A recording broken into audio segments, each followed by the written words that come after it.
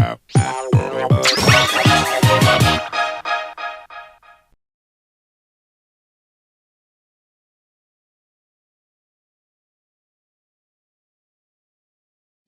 is a crew coming out of their crew quarters. On January 16, 2003, the Shuttle Columbia launched with a crew of 7 on a 2-week science mission. We have booster ignition and liftoff of Space Shuttle Columbia with a multitude of national and international space research experiments. Roger, roll, Columbia. Columbia now rolling on to the proper azimuth for a 39-degree inclination to orbit. Shuttle in a heads-down, wings level position for the 8.5-minute ride to orbit.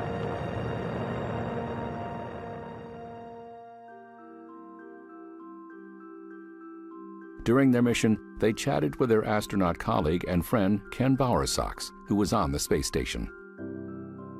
We had a sort of a public teleconference with them where we got to talk over the radio with one of the shifts of STS-107 crew.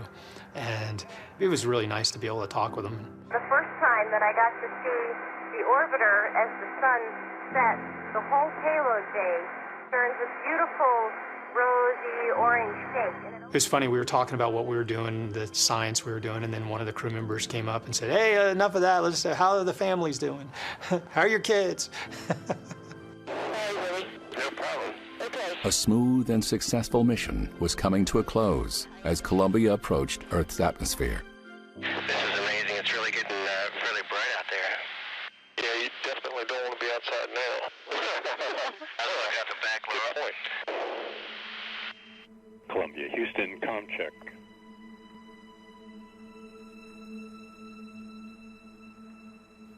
Columbia, Houston, UHF comm check. In flight ecom? Ecom. I've got 4 temperature sensors on the bottom line data that are off scale low. GC flight. Flight GC. Lock the doors. Copy. No phone calls, off-site, outside of this room. Our discussions are on these loops, on the recorded Davis loops only. Minutes later, television was broadcasting this imagery to a stunned audience across the nation. For the first few hours, we were hoping that they'd be able to find someone that had survived.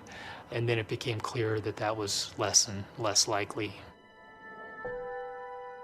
NASA's biggest enemy is their record of success. They make it look so easy. Everyone that works on a space shuttle knows that every time a space shuttle makes it to orbit that a minor miracle has taken place.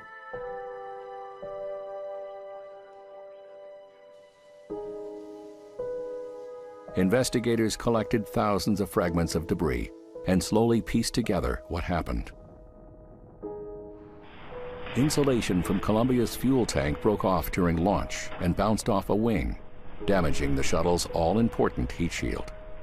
Upon re-entry, the searing heat breached the shield and broke the shuttle apart.